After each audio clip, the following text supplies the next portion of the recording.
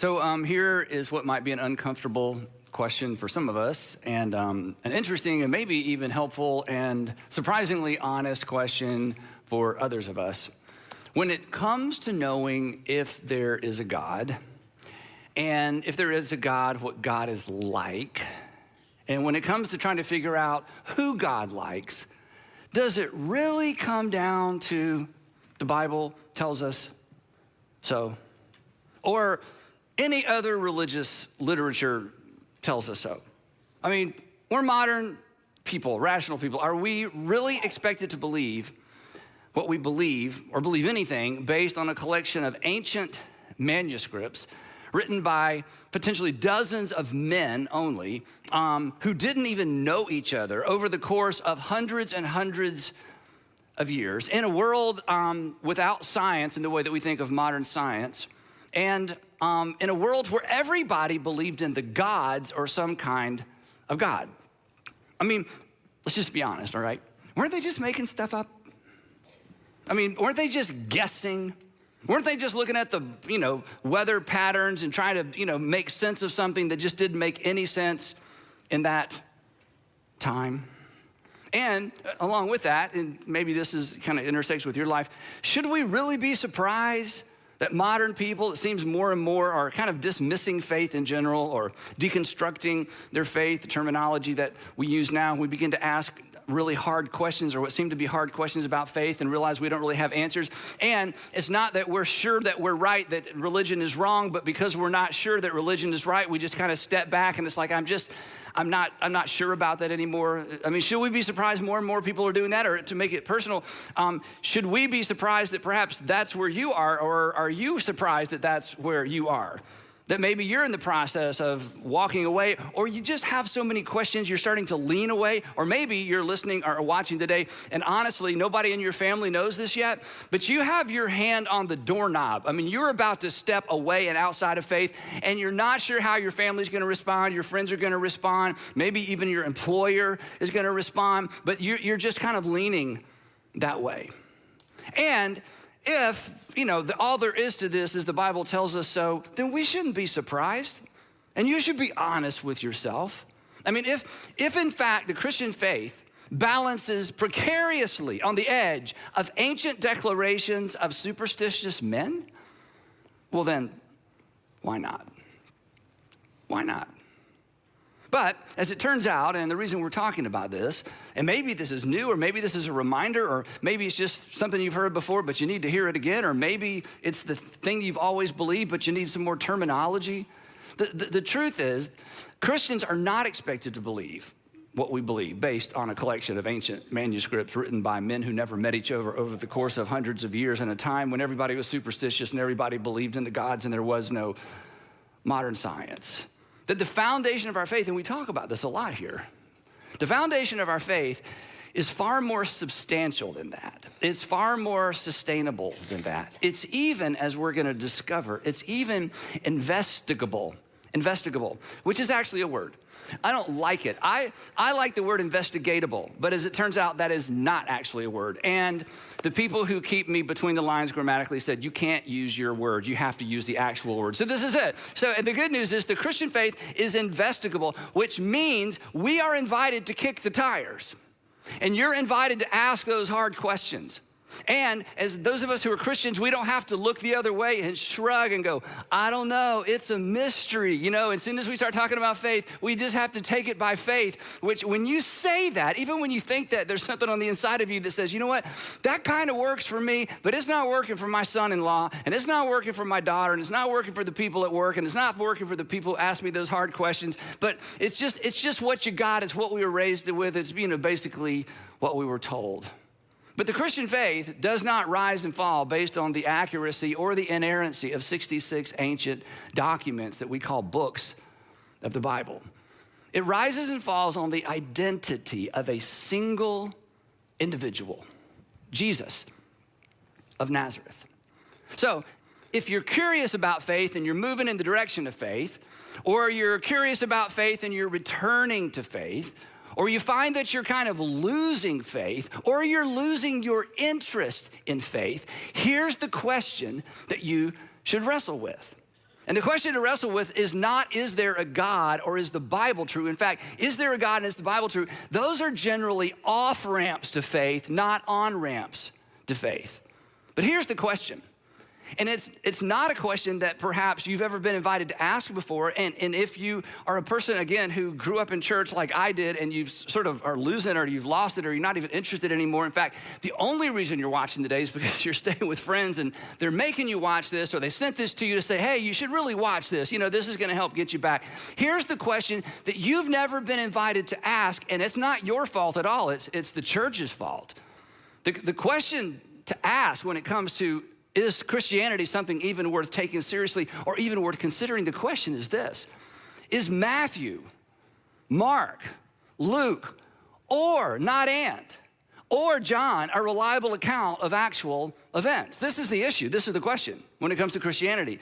Is Matthew, the Gospel of Matthew, Mark, Luke, or John, any one of the four, a reliable account of actual events? Because if any one of these four is an actual account, a reliable account of actual events, then what they say about Jesus of Nazareth is true. And if what they say about Jesus of Nazareth is true, game on, faith on. You should press on. You should lean in. For those of you who are Jesus followers, your faith is not in vain. Now, the reason that this is so confusing for so many of us is the way that the Bible was first introduced to us. And so to help you understand that, I need a timeline, but I can't draw. So anyway, I asked my friend Joel Thomas if he would come and draw one for me.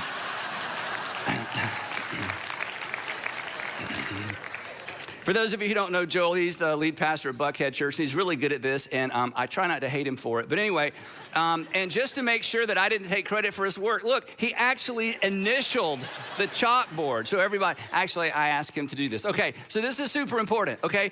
Here is, and if you don't hear anything else today, okay, remember, if you need something on a chalkboard, Joel Thomas, no. If you don't hear anything else today, this is the story of the Christian faith in a nutshell, okay? There was an event, we talk about this, the resurrection of Jesus, and immediately following the resurrection of Jesus, there was a new movement. It was called a Nazarene sect. It was called the Way. It was the ecclesia, or the gathering of Jesus, that eventually was called the church. And immediately upon these events happening, people who were involved in the story actually documented the events for us. This is where we get the Gospels of Matthew, Mark, Luke, John, and the book of Acts. And all of this happened in the first century.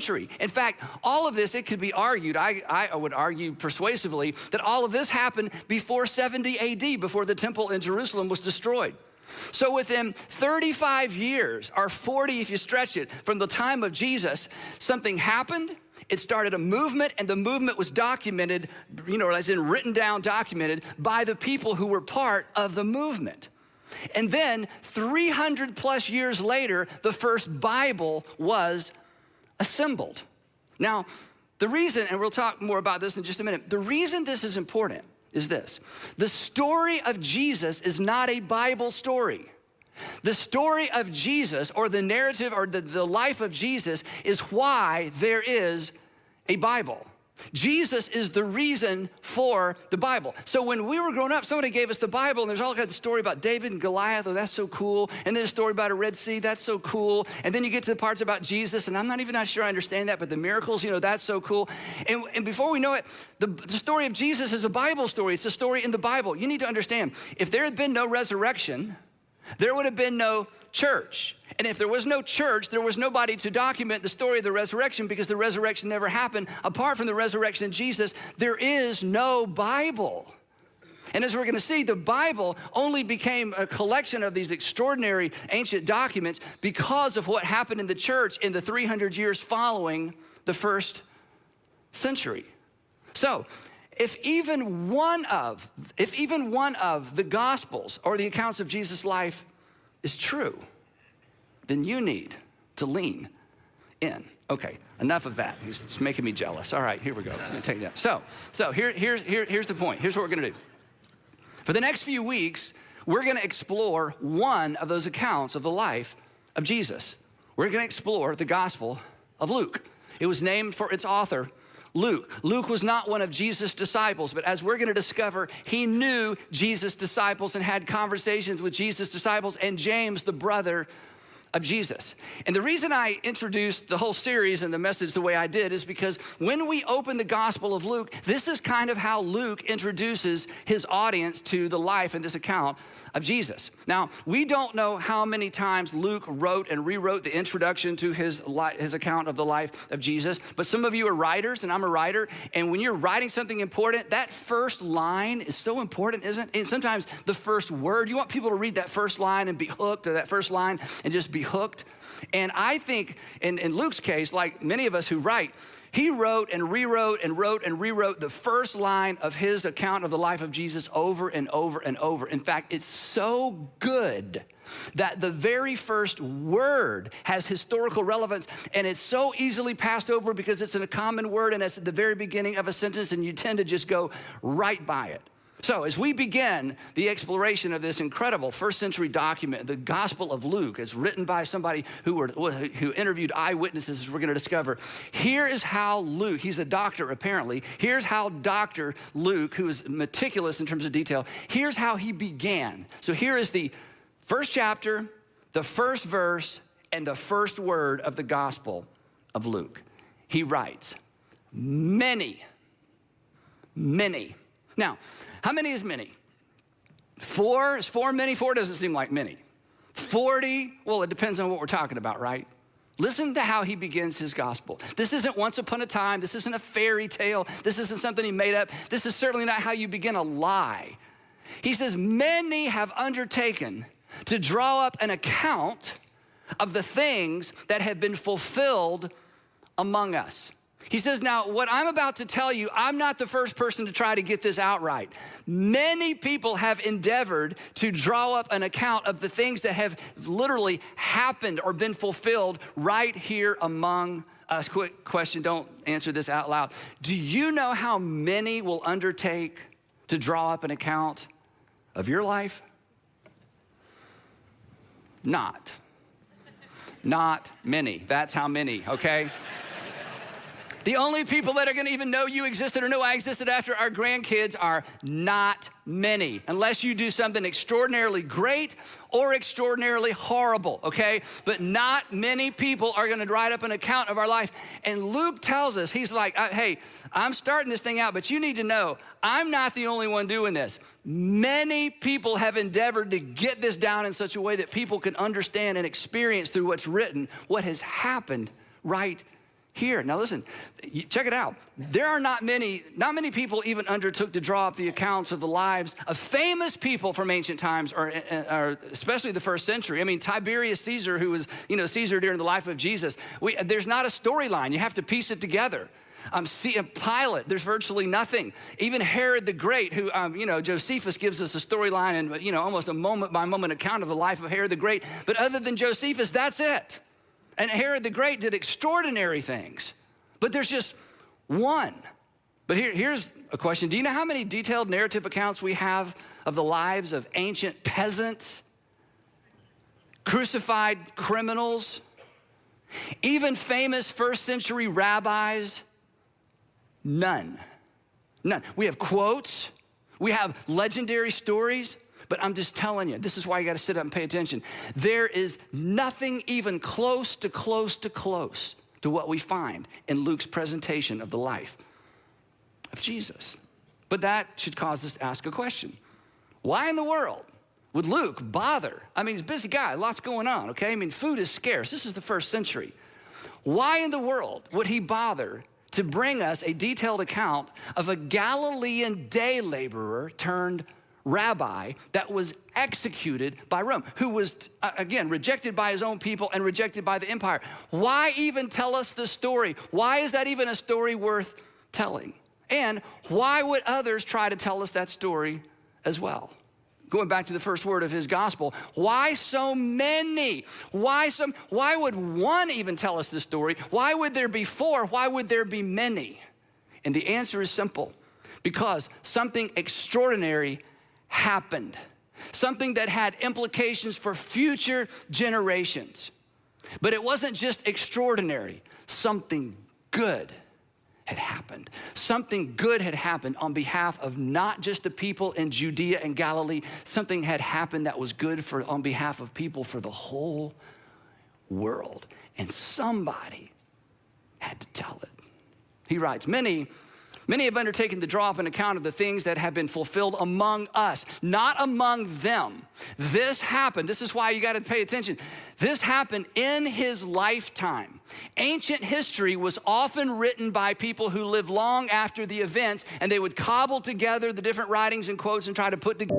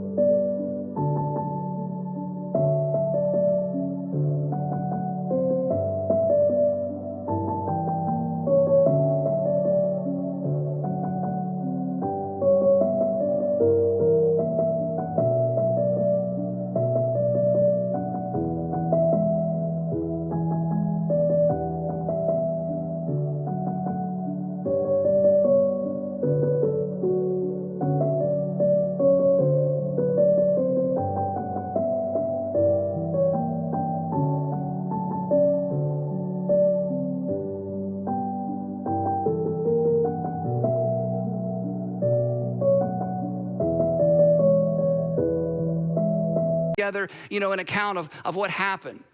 But very, very rarely do we have anyone who actually lived during the time of the person they write about. Part of it was you couldn't say anything negative about these people because the people that we know anything about were famous people and rich people, and they wanted to make sure their reputation was preserved for generations and they looked good. But not the case with Jesus of Nazareth. Luke, as we're going to discover, and if you read the book of Acts, he actually knew the men and women who played key roles in the story of Jesus. He goes on. Many have undertaken to draw up an account of the things that have been fulfilled among us, just as they were handed down to us by those, ready for this, who from the first, in other words, when this thing first began, were eyewitnesses and servants of the word. In other words, Luke says, what I'm about to tell you, I got from the eyewitnesses. I talked to the people who were there, and sure enough, read the book of Acts. He knew Peter, he knew John, he knew James, the brother of Jesus. He said, I have interviewed everybody I can because I wanted to make sure there's at least one account that covers all the bases. Then he says this, with this in mind, since I myself have carefully investigated, parakalutheo, one Greek word, carefully investigated. In other words, it means having carefully followed along or having closely paid attention to the events. I myself have done all the research I can, talked to everybody I can. I too have investigated everything from the beginning. This is why Luke brings us the story of the birth of Jesus from the beginning. This is why Luke brings us the story of the birth of John the Baptist from the beginning and the birth of Jesus and the announcement of John the Baptist about Jesus. He said, I've gone as far back as I can and I want to give you the whole story. This is not once upon a time. This is not a Bible story.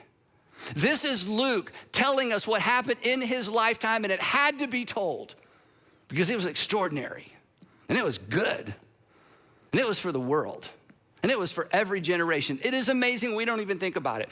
2,000 years later, we're still talking about Jesus. Are you kidding? Why? Because something extraordinary happened.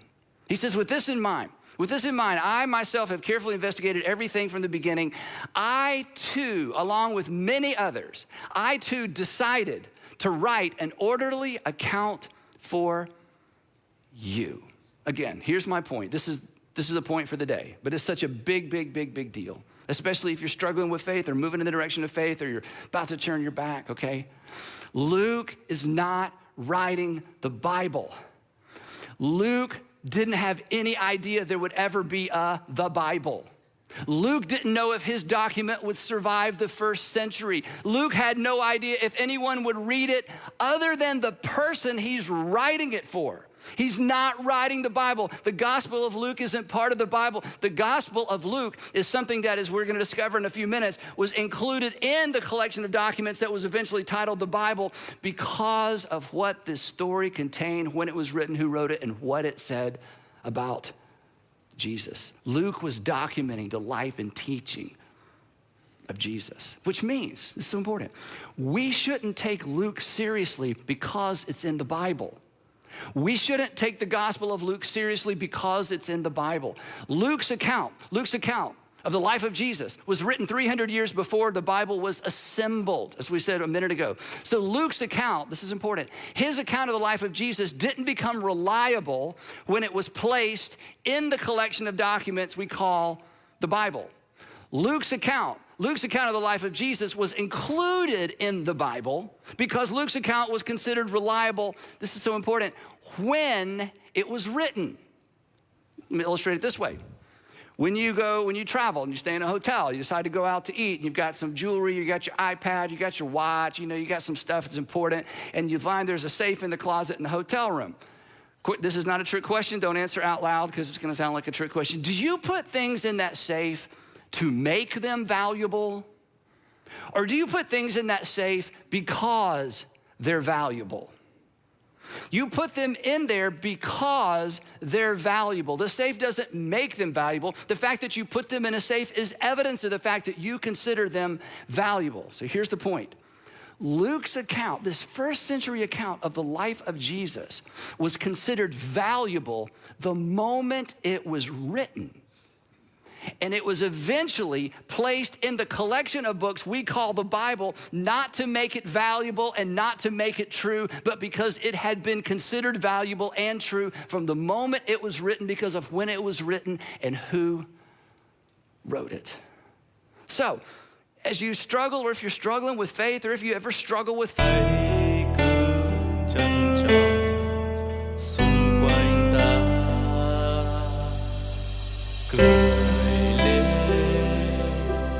ngày mai đã đến, ta cảm ơn cuộc đời đã cho ta thấy bình minh, hạnh phúc là đây, tìm kiếm đâu chỉ xa vời, có nhiều đây được rồi, không cần cao sâu.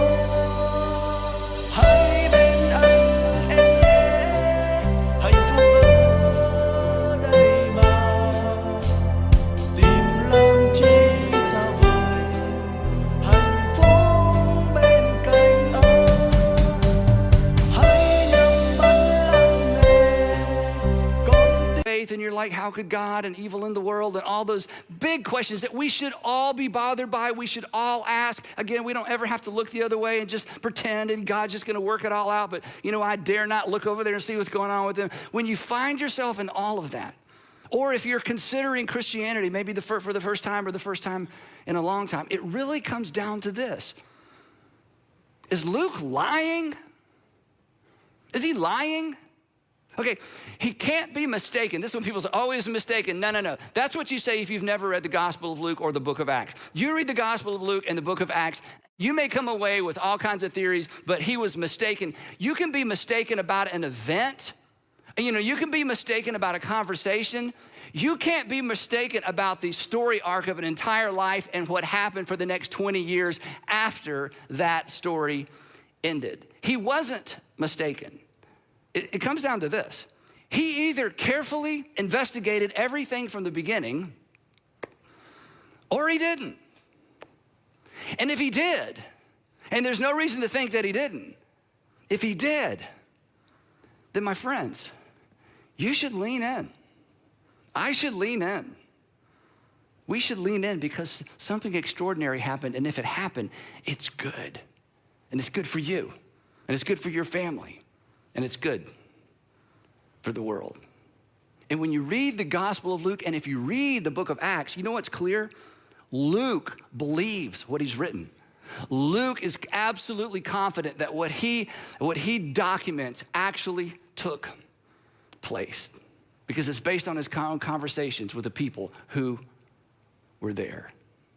Back to Luke. He says, with this in mind, I myself have carefully investigated everything from the beginning, and I too decided to write an orderly account for you, most excellent Theophilus. Theophilus was probably a wealthy believer who was like, okay, I believe Jesus is Messiah, and I keep hearing all these stories. Would somebody kind of put it all together for me? And Luke apparently wrote the Gospel of Luke, not for us and not for the world, but apparently so this one gentleman he knew could read the whole thing and say, okay, now I think I've got it.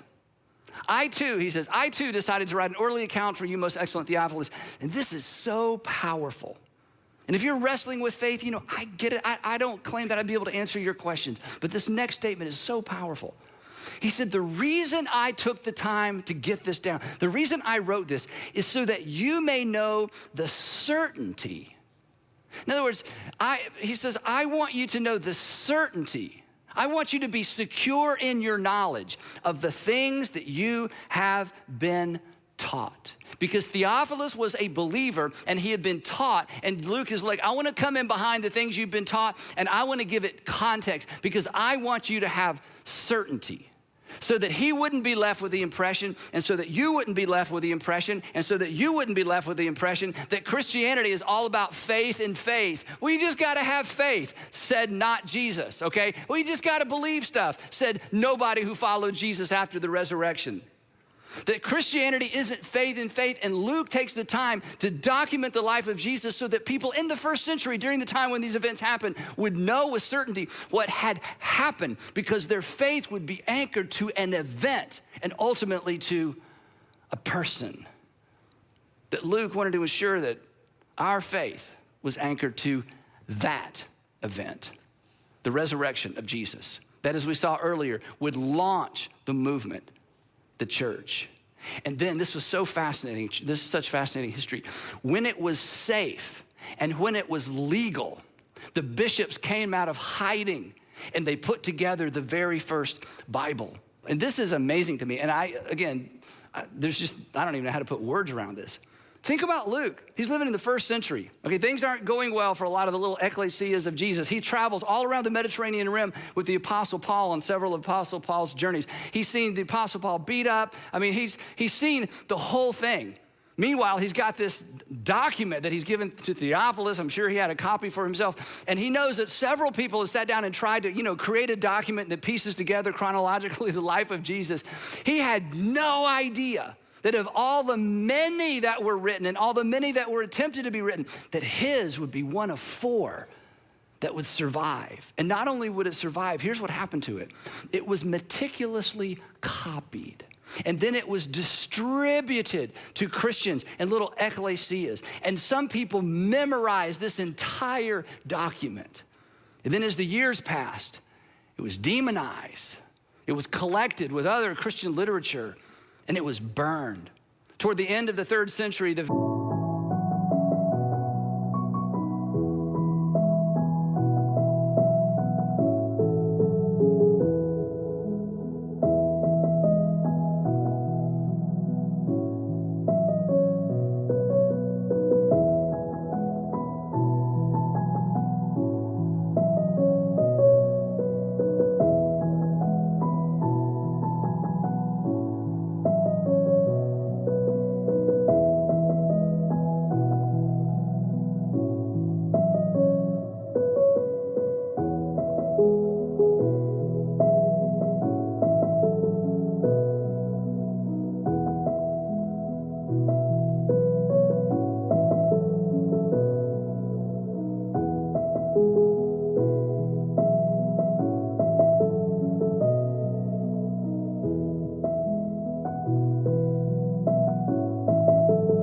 very beginning of the 4th century, Emperor Diocletian, he was the last emperor to launch. In fact, he was really the first emperor to launch an empire-wide persecution of Christians at the deepest level. And here's what Diocletian realized. He realized the reason we can't get rid of these crazy Christians and the reason we can't get get our gods to be happy with us is because the Christians aren't making sacrifices, and now the gods are angry, but we'll never get rid of the Christians until we get rid of their literature. Because understand, in the ancient times, pagan religions, they didn't have literature, they didn't have a Bible, they didn't have anything. You just made sacrifices to the gods, you trusted the priest, and you just hoped things worked out. But these crazy Christians, they had stuff written down. This was new. I mean, the Jewish people had the Torah, but you had to go to synagogue, and that was, a whole different thing. These crazy Gentile Christians had this literature that just fueled this epidemic of Christianity. So he decided, not only are we going to arrest the bishops, not only are we going to shut down these little house gatherings, we're going to collect anything that looks like religious literature, and we're going to burn it. And part of what was collected and burned were copies of the Gospel of Luke. But these brave Jesus followers in the late 3rd century, early 4th century, they would risk and in some cases lose their lives, not simply over what they believed, but to protect this sacred literature that would eventually become part of your Bible, our New Testament. And the document of Luke, the account of Jesus' life written by Luke, was one of those documents, along with the book of Acts. But by the end of the 3rd century, by the beginning of the 4th century, this literature had been so broadly distributed that even Diocletian, with the power of Rome, could do away with all that Christian literature. And then something remarkable happened. Constantine became the emperor. It's a fascinating story how he becomes emperor. His mother apparently was a Christian. Eventually he has this vision that perhaps you've heard stories of. There's so many different stories, but essentially he lifts the ban on Christian worship. And he allows the Christians to come out of the shadows and worship publicly. And when they come out of the shadows to worship publicly, and their bishops and their scholars come out of the shadows, they are able to bring, for the first time in human history, this literature that has fueled this movement that accomplished so much in the first 300 years of Christianity. And they're able to bring out copies of the Gospels and copies of the letters of Paul and copies of the letter of James. And in some cases, they'd already been bundled together. And they bring these out. And the empire that crucified Jesus finances the assembly of the very first Bible and the very first Bibles. And Constantine orders, according to one story, that 50 copies be made because he wants all the Christian bishops to be singing off the same sheet of music. Not really, but they want them to all work off the same text. And so now you've got the wealth of the empire. You've got the best scholars bringing not hundreds, thousands and thousands of these manuscripts together. And they compare, and they compare, and they compare, and they compare, and they authorize, and they decided which of these documents are more authentic and where are the differences. And they put together the very first Bible. You see, the stories in the Bible about Jesus, they're not Bible stories. The story of Jesus, it's the story. It's the whole thing. If any one of the Gospels reflects the reality of Jesus' life and Jesus' teaching, that's enough for us to sit up straight and pay attention, because at the end of all 4 Gospels, Jesus is crucified by Rome and buried and seen, and he rises from the dead. And suddenly, this day laborer from Galilee, this day laborer turned rabbi, this man who said such extraordinary things, but it's never gonna catch on. We're not gonna love our enemies. Are you kidding? We're not gonna do for those who won't do for us. We're not gonna be generous to people who won't be generous in return. No, we're not gonna do any of that. He rose from the dead, and something happened in the world. And it's why we're here. And it's why we need to pay attention. And it's why if you're starting to deconstruct your faith, I'm telling you, all the things that have fascinated you, that you've now lost your fascination with, when it comes to faith, it really comes down to the Gospels. It comes down to one Gospel. And for the next few weeks, it's gonna come down to the Gospel of Luke. So as we wrap up this first in the series, I wanna leave you with this. If you choose, and it's your choice, if you choose not to follow Jesus because it's inconvenient, I get that, because it is. Following Jesus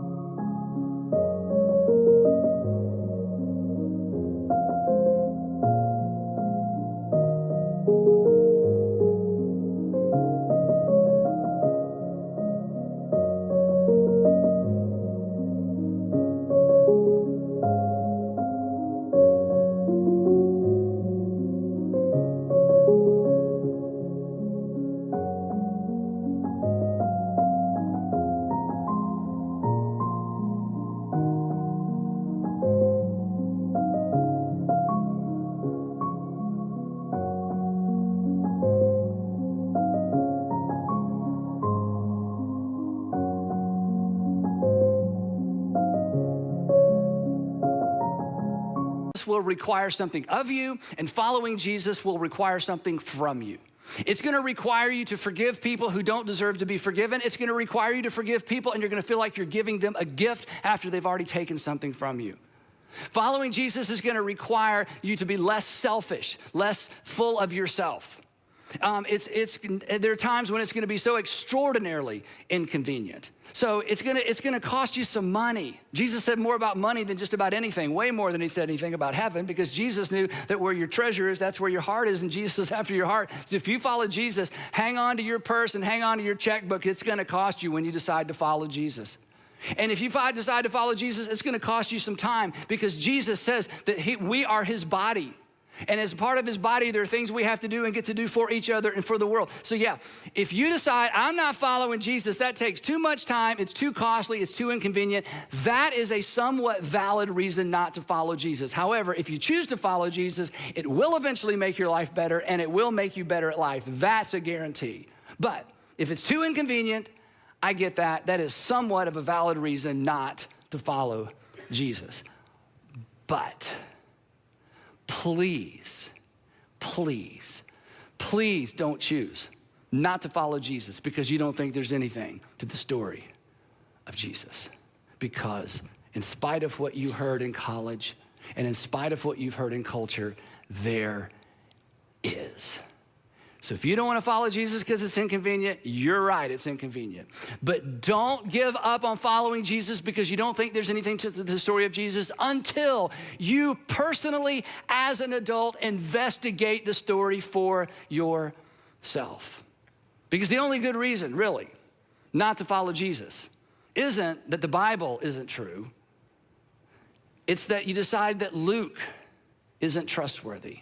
That many people did not endeavor to tell and record the story of Jesus. That he did not carefully investigate everything. That he did not talk to the eyewitnesses. That he didn't actually know Peter, and he didn't actually know James, the brother of Jesus. That he didn't carefully investigate everything from the beginning.